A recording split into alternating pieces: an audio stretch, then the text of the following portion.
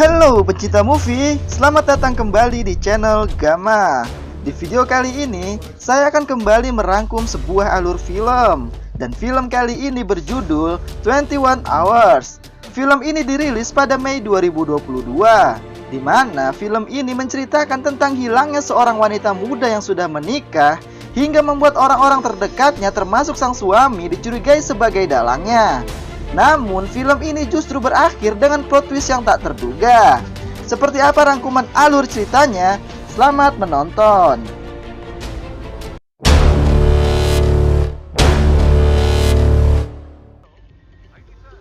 Film ini dimulai dengan pasangan suami istri yaitu Girish dan istrinya yang sedang menghubungi kenalan mereka di mobil untuk meminta bantuan karena putri mereka baru saja kabur dari rumah suaminya. Girish meminta kepada kenalan mereka yang diketahui bernama Joe, seorang bisnismen yang tinggal di kota yang sama dengan putrinya, agar Joe mencarikan tempat sementara untuk putrinya hingga mereka tiba dalam beberapa jam ke depan. Joe pun setuju dan meminta foto dan detail tentang putrinya kepada mereka. Setelah beberapa jam, Girish pun tiba di kota tujuan dan mendatangi kantor polisi sesuai arahan Joe. Di sana, Girish mencari seorang inspektur bernama Srikan dan untuk menjemput putrinya Madhuri. Namun polisi di sana mengatakan kalau di kantor tidak ada inspektur yang bernama Srikan maupun seorang wanita bernama Madhuri. Hal itu membuat Girish bingung. Karena tidak percaya, Girish pun memaksa masuk dan bertemu dengan inspektur di sana yang bernama Patil. Girish pun menjelaskan kronologinya kepada Patil kalau putrinya baru saja kabur dari rumah suaminya. Dan ia pun meminta bantuan kepada kenalannya Joe untuk mencarikan tempat sementara untuk putrinya. Dan Joe pun mengabarkan jika seorang inspektur bernama Srikan sudah menjemput dan membawa putrinya ke kantor ini. Mendengar itu, Patil pun bingung karena tidak ada orang bernama Srikan di kantornya. Dan Girish pun melanjutkan jika ditelepon putrinya pun mengatakan jika ia dijemput oleh polisi di depan rumah Vishal temannya. Karena merasa ada yang salah, Girish pun menghubungi Joe dan menanyakan tentang putrinya yang tidak ada di kantor. Dan juga tidak ada yang tahu tentang Inspektur Srikan. Mendengar itu, Joe pun meminta Girish untuk jangan khawatir. Mungkin putrinya dibawa ke kantor polisi lain. Joe pun lalu menghubungi nomor Srikan, namun nomornya tidak aktif. Karena itu, ia pun lalu menghubungi seorang menteri dan menanyakan tentang Srikan. Dan ternyata menterilah yang menyuruh Srikan untuk menjemput Madhuri putri Girish. Setelah Girish menghubungi Joe dan meminta bantuannya, ternyata Joe pun menghubungi menteri kenalannya dan meminta bantuannya agar menteri meminta polisi untuk menjemput Madhuri dan membawanya ke kantor. Dan menteri pun menghubungi Srikan. Karena takut masalahnya bertambah besar, menteri pun menghubungi Srikan dan nomornya pun aktif. Menteri bertanya tentang keberadaan gadis itu karena ayahnya sedang menunggu di kantor. Namun Srikan justru tidak mengerti dengan yang dikatakan menteri. Menteri pun mengatakan jika malam itu ia menyuruhnya untuk menjemput seorang gadis. Namun Srikan mengatakan malam itu setelah ia melakukan penyelidikan, ia pun pergi menjemput gadis itu. Namun sang gadis sudah tidak ada di sana. Srikan mengira jika sudah ada polisi lain yang menjemputnya. Menteri pun mengatakan jika gadis itu hilang. Karena takut media akan tahu, ia pun memerintahkan Srikan untuk segera pergi ke kantor polisi untuk mengendalikan situasi di sana. Dan menyuruh Srikan untuk merahasiakan masalah ini sementara. Dan tidak mengungkap keterlibatan sang menteri kepada siapapun. Srikan pun mengatakan kalau ia tidak akan menangani kasus ini di kantor polisi. Dan ia meminta menteri untuk berbicara dengan manajer sebuah hotel agar ia bisa menangani kasusnya di sana. Srikan pun lalu pergi ke kantor polisi dan bertemu dengan orang tua Madhuri. Wajar saja jika tidak ada polisi yang mengenalinya, karena ia memang bukan polisi di wilayah itu. Ditambah ia dari bagian kriminal. Srikan berbicara dengan orang tua Madhuri. Ia mengatakan jika tidak tahu keberadaan Madhuri, namun ia berjanji akan menemukannya. Lalu Srikan mengajak orang tua Madhuri untuk pergi dari kantor itu dan mengikutinya ke hotel. Di jalan, ia pun menghubungi bawahannya Arya dan mengatakan jika ia sudah mengirimkan semua detail tentang Maduri kepadanya. Dan ia menyuruh Arya untuk menghubungi suami Maduri, Vishal temannya dan juga Joe, dan memanggil mereka semua ke hotel untuk dimintai keterangan. Saat di hotel, Arya pun mengatakan jika semuanya sudah berada di hotel dan ditempatkan di kamar yang berbeda. Ia pun sudah meretas ponsel mereka dan melacaknya. Dan di antara mereka itu ada Ranjit, suami dari Maduri dan juga ibunya. Ranjit adalah kepala di sebuah perusahaan teknologi. Dan saat Maduri meninggalkan rumah, Ranjit sedang bersama ibunya. Sedangkan ayahnya berada di luar kota. Lalu ada Vishal di kamar yang lain. Ternyata sebelum Maduri menikah, ia pernah menjalin hubungan dengan Vishal. Namun saat ini, Vishal sudah bertunangan dengan seorang gadis bernama Kritika. Dan Vishal diketahui seorang pemakai barang terlarang. Dan yang terakhir ada Joe, seorang pengusaha yang memiliki beberapa klub malam dan restoran. Joe juga memiliki koneksi yang baik dengan selebriti, pengusaha, dan juga pejabat.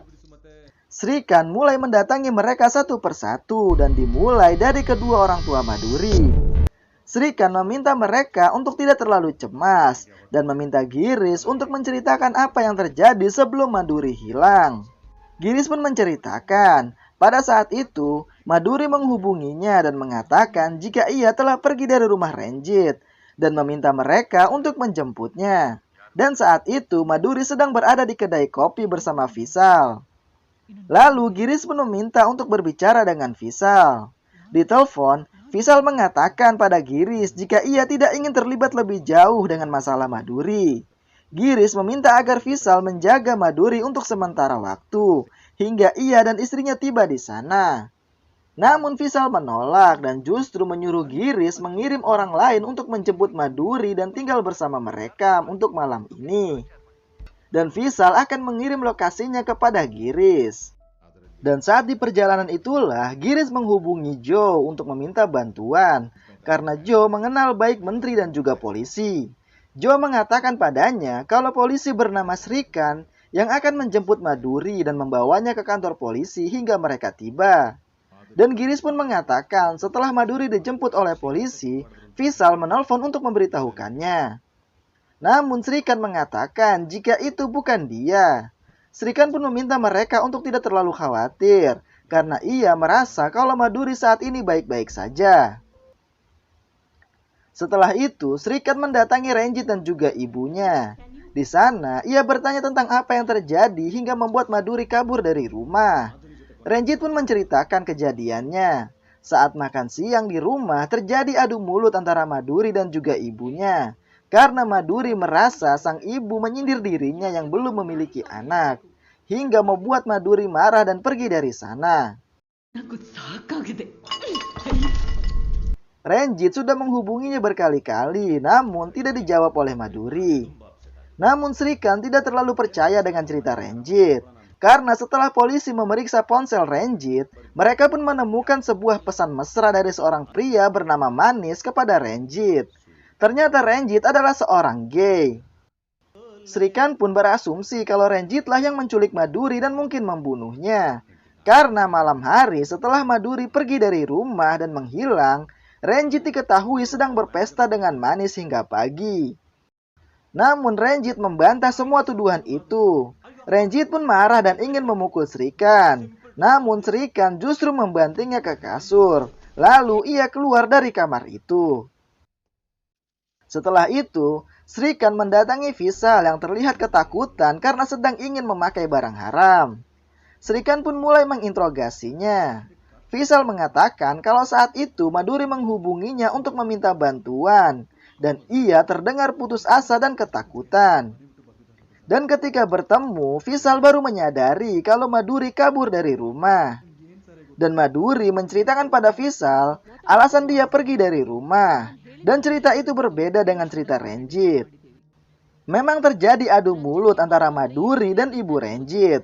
Karena ibu Ranjit selalu membela anaknya dan selalu menyalahkan Maduri perihal belum memiliki anak. Sedangkan Maduri yang kesal karena selalu disalahkan, mengatakan pada Ibu Renjit jika anaknya lah yang harus disalahkan karena anaknya tidak cukup jantan menjadi seorang lelaki. Renjit yang merasa malu pun marah dan memukul Maduri, yang membuat Maduri pergi dari rumah itu dan bertemu dengan Visal. Visal pun menyarankan kepada Maduri agar ia pulang ke rumah orang tuanya. Namun Maduri menolak karena Giris adalah ayah tirinya. Dan sejak kecil, Giris selalu mencari kesalahan dalam dirinya dan berteriak kepadanya. Lalu melampiaskan kemarahan itu pada ibunya. Akan tetapi, Srikan berasumsi jika Visal memanfaatkan situasi dan membawa Maduri ke rumahnya. Karena Visal yang mengetahui jika suami Maduri adalah seorang gay, ia pun memanfaatkan kesempatan itu untuk meniduri Maduri. Namun, ketika mereka sedang melakukan itu, tunangan Visal yaitu Kritika datang dan memergoki mereka. Kritika yang murka melihat itu langsung memukul kepala Maduri dengan besi hingga menyebabkan Maduri meninggal di tempat. Karena panik, Kritika dan Visal menyembunyikan mayat Maduri. Namun Visal membantah itu. Ia mengatakan jika mereka tidak melakukan apa-apa. Saat itu mereka hanya mengobrol hingga Kritika datang dan marah lalu menampar Visal karena cemburu melihat mereka. Karena takut salah paham, Maduri pun keluar dari rumah Visal, namun dikejar oleh Visal. Hingga Visal melihat seorang polisi wanita berbicara dengan Maduri dan mengatakan jika ia bersama Inspektur Srikan datang untuk menjemputnya. Setelah sebelumnya, Visal mengirim lokasi mereka kepada ayah Maduri. Dan setelah mereka membawa Maduri, Visal menghubungi ayah Maduri dan ayah Maduri membenarkan jika ialah yang mengirim mereka. Setelah itu, Srikan mendapat kabar kalau sinyal dari ponsel Maduri aktif dan dideteksi berada di pinggiran kota Banglor. Mendengar itu, Srikan pun memberitahukan hal itu kepada orang tua Maduri dan membuat orang tua Maduri sedikit lega saat mendengarnya. Lalu Srikan pun mendatangi Jo di kamarnya. Srikan mulai bertanya apakah Giris yang memintanya untuk menghubungi menteri dan Jo mengatakan tidak. Saat itu, Giris menghubunginya saat ia sedang merayakan ulang tahun temannya di sebuah pub miliknya. Giris meminta Jo untuk menggunakan pengaruhnya agar bisa mengirimkan polisi untuk menjemput putrinya. Dan Jo mengatakan kalau ia akan menghubungi menteri dan meminta bantuannya. Karena sang menteri adalah teman baiknya. Dan meminta Giris untuk mengirimkan foto dan nomor WA putrinya dan juga lokasinya. Setelah itu, Jo pun langsung menghubungi menteri dan meminta bantuannya agar sang menteri mengirimkan polisi untuk menjemput putri temannya yang sedang bermasalah dan melindunginya di kantor selama beberapa jam saja. Dan menteri pun mengatakan jika ia akan menghubungi Inspektur Srikan dan menyerahkan masalah ini padanya. Tidak lama kemudian, Jo mengatakan jika Srikan menghubunginya karena diperintahkan menteri. Dan Jo pun mengirimkan detailnya kepada Srikan. Namun Srikan tidak percaya, karena menurutnya ia tidak pernah menelpon Jo. Dan itu membuat Jo sedikit marah. Srikan lalu menyuruh Jo untuk menelpon nomor Srikan yang menelponnya saat itu. Dan saat Jo menelpon, nomor itu tidak aktif. Sedangkan ponsel Srikan dalam mode aktif. Dan itu membuat Jo bingung. Setelah itu, Srikan mendapat telepon dari menteri yang terdengar marah karena Srikan masih belum menemukan gadis itu. Ditambah, menteri mengatakan kalau polisi menemukan mayat seorang gadis. Dan ia berharap jika mayat itu bukan Maduri. Mendengar itu, Srikan pun marah pada bawahannya. Karena tidak ada satupun dari mereka yang mengetahui kalau polisi menemukan mayat seorang gadis.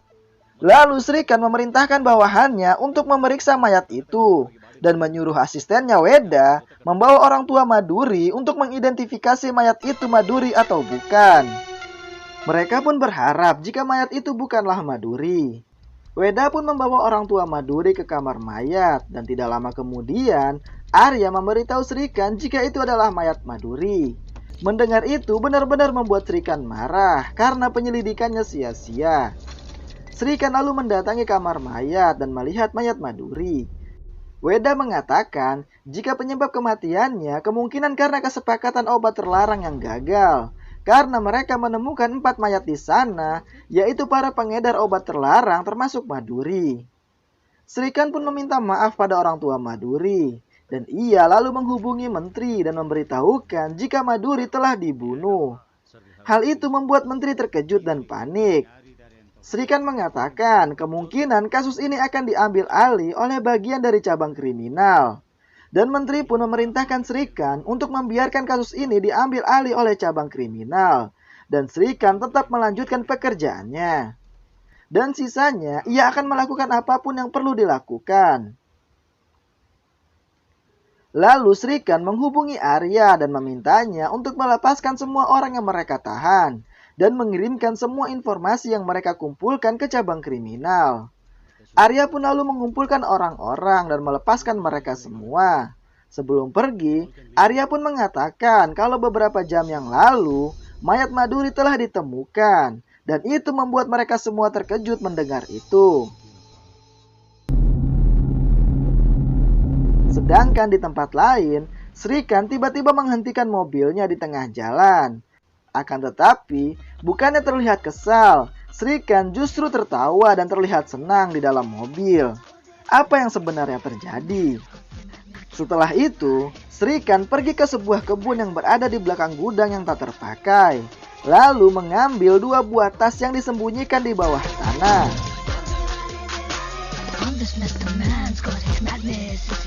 Dan saat pergi, ia melihat seorang wanita yang sedang terluka di dalam mobil bernama Revati, dan ia justru menembaknya. Lalu kita pun diperlihatkan kejadian yang sebenarnya pada malam hilangnya Maduri, di mana saat itu Srikan sedang bersama Revati di mobil. Revati adalah salah seorang pengedar barang terlarang, dan Srikan bekerja sama dengannya karena Srikan telah menggelapkan barang bukti sitaan polisi, yaitu sebuah paket barang terlarang, dan ia ingin menjualnya. Dan Revati bertugas untuk mencarikan pembelinya. Dan malam itu, mereka sedang menunggu pembeli menghubungi mereka. Namun tiba-tiba malam itu menteri menelpon dan meminta Srikan untuk menjemput seorang gadis dan membawanya ke kantor polisi. Srikan pun setuju dan meminta detail gadis itu kepada menteri. Dan menteri memberikan nomor Joe dan menyuruh Srikan untuk menghubunginya. Dan saat Srikan akan menghubungi Joe, handphonenya lowbat. Dan ia pun meminjam handphone Revati untuk menghubungi Joe. Dan malam itu Srikan memang menghubungi Joe untuk meminta detail dari Maduri, namun menggunakan ponsel Revati. Mereka akhirnya pergi untuk menjemput Maduri terlebih dahulu. Dan saat sampai, Srikan menyuruh Revati untuk menghampiri Maduri dan berpura-pura sebagai polisi wanita. Dan kejadian itu persis seperti yang dikatakan Vishal saat di kamar hotel. Maduri pun akhirnya ikut dengan mereka. Dan saat mereka sedang menuju ke kantor, pembeli mengirimkan lokasi untuk melakukan transaksi. Dan mereka diberi waktu 15 menit untuk sampai di sana atau transaksi gagal. Karena tidak ingin gagal saat mengantar Maduri terlebih dahulu, Srikan pun meminta Maduri untuk ikut dengan mereka terlebih dahulu sebelum ke kantor. Dan Maduri pun setuju. Namun Maduri tidak tahu kalau dia diajak ke sebuah tempat untuk melakukan transaksi obat terlarang. Saat sampai, Srikan meminta Maduri untuk menunggu di mobil. Dan saat transaksi akan berlangsung, tiba-tiba Srikan ditodong senjata dari belakang karena identitasnya terbongkar. Dan yang menodongkan senjata itu tahu kalau Srikan adalah polisi dari Maduri yang memberitahukannya di mobil. Karena Maduri tidak tahu apa yang sebenarnya terjadi. Namun Srikan berhasil merebut senjata itu dan membuat terjadi baku tembak. Hingga akhirnya Srikan berhasil membunuh mereka semua dan membawa tas berisi uang dan obat terlarang itu. Akan tetapi, saat ia kembali ke mobil, ia dan Revati mendapati Maduri yang sudah mati dengan luka sayatan di leher. Dan yang membunuhnya adalah orang yang menodongkan senjata kepada Srikan. Srikan pun terlihat kesal dan bingung. Namun tiba-tiba, ia mendapatkan ide untuk merekayasa kejadian dengan menaruh mayat Maduri bersama mayat para pengedar dan juga menaruh obat terlarang itu di sana. hingga terlihat seperti mereka saling membunuh karena kesepakatan yang gagal.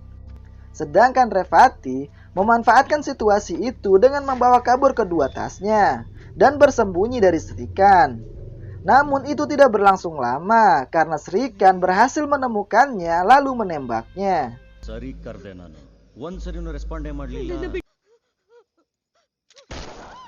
Srikan pun pergi dengan membawa tas dan ponsel Revati. Namun saat itu Revati masih hidup. Srikan membawa tas itu dan menyembunyikannya ke dalam sebuah lubang di dalam tanah, lalu pergi dari sana. Setelah itu, berita kematian Maduri dan pengedar narkoba mulai terekspos media, di mana para petinggi negara menuntut penyelidikan cepat dan menangkap cepat pelakunya. Komisaris polisi pun segera membentuk tim investigasi, di mana Srikan yang mendapat gelar Super Cop diberi tanggung jawab untuk memimpin investigasi itu. Dan film pun selesai. Itulah rangkuman alur dari film 21 Hours, di mana Srikanlah yang sebenarnya bertanggung jawab atas kematian Maduri. Namun ia justru ditunjuk untuk memimpin investigasinya. Sekian video kali ini dan nantikan video selanjutnya. Terima kasih sudah menonton dan sampai jumpa.